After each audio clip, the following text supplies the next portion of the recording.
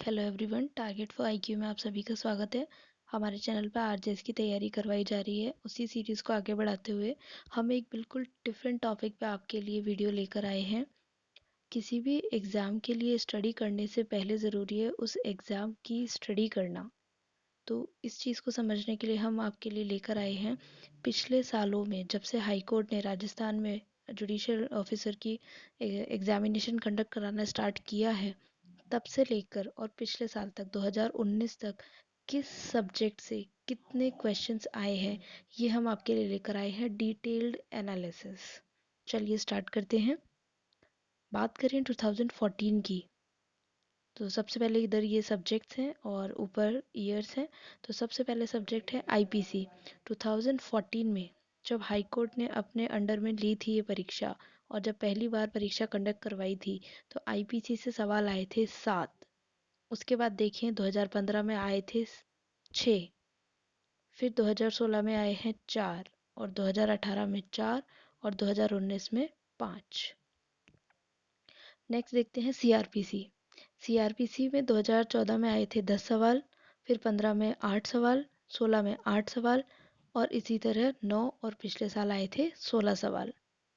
Evidence act की बात करें तो पहले 12, फिर 4, 5, 4 और फिर 5।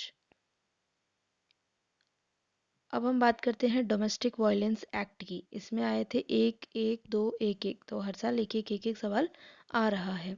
जुवेनाइल जस्टिस की बात करें तो पहले नहीं आया था एक भी सवाल, फिर 2015 से लगातार सवाल आ रहे हैं, 2, 2, 4 और पिछले साल 3 सवाल आए हैं। एनआई एक्ट की बात करें तो 2, 2015 में 3, 1, 2 और पिछले साल 4 सवाल आए हैं।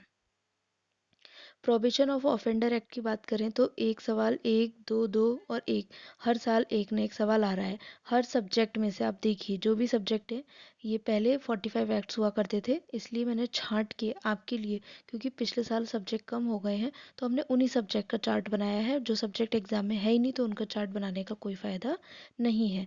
तो ये तो हुई क्रिमिनल की बात। आप देखिए, आईपीसी 5 पिछले साल, CrPC 16, evidence 5, domestic violence 1, juvenile 3, NI 4, PO 1, हर सब्जेक्ट में से सवाल आए हैं। कोई भी सब्जेक्ट ऐसा नहीं है जहाँ से सवाल नहीं आते हैं।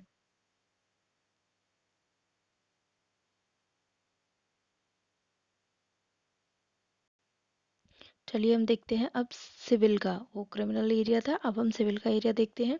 कॉन्स्टिट्यूशन के 2014 में 3 सवाल आए हुए हैं, 2015 में 3 और इसी तरह 2, 2 और पिछले साल 8 सवाल आए थे। अब आप कहेंगे एकदम से ऐसा क्या हुआ, क्योंकि पिछले से उससे पहले सब एक्ट बहुत ज़्यादा थे, तो एक एक एक्ट में से भी सवाल लेंगे तो बहुत ज़्यादा सवाल हो गए, इसलिए कॉन्स्टिट्यूशन के कम आते थे।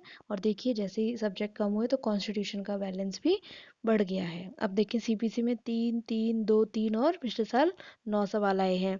एविडेंस एक्ट में पहले शुरू शुरू में सिविल में नहीं आता था, क्योंकि क्रिमिनल में आता था, और अब तो सिविल में भी आने लग गया, 1, 1, 3 और वहाँ पर भी आया। तो देख लीजिए, वहाँ पिछले साल 2019 में क्रिमिनल में 5 आए हैं और सिविल में 3 आए हैं, तो टोटल कितने नंबर का हो गया एविडेंस एक्ट, 8 नंबर का। टीपीए में देखिए 3, 2 नंबर, 2 नंबर का, 2 नंबर और 2, 2 नंबर के, 2 से 3 नंबर का आ रहा है। कॉन्ट्रैक्ट एक्ट है जो 2 नंबर, 3, 3 नंबर, 2 नंबर, 1 नंबर और पिछले साल 3 नंबर के सवाल आए हैं। इसी तरह लिमिटेशन की बात करें तो 3, 3, 1, 1 और 3। फिर एसआरए 2, 1, 1, 1 और 2। हर साल हर सब्जेक्ट में से क्वेश्चन आएगा डेफिनेटली, आपको कोई भी सब्जेक्ट छोड़ के नहीं जाना है।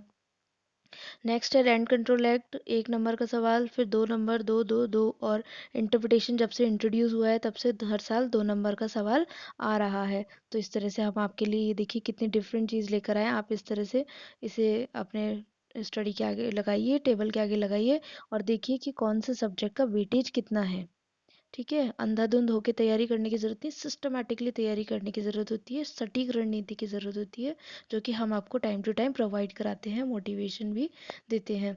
तो हमारे साथ आरजेएस की तैयारी के लिए जुड़ जाइए और आज ही हमारा चैनल सब्सक्राइब कर लीजिए। हमारा इसके लिए पेड ग्रुप भी चल रहा है, जो नीचे दिए हुए नंबर पे आप कॉन्टैक्ट कर सकते हैं। डिस्क्रिप्शन बॉक्स में उसका लिंक भी दिया हुआ है और इसकी पीडीएफ जानने के लिए, लेने के लिए आप हमारे टेलीग्राम ग्रुप को भी ज्वाइन कर सकते हैं। Thank you.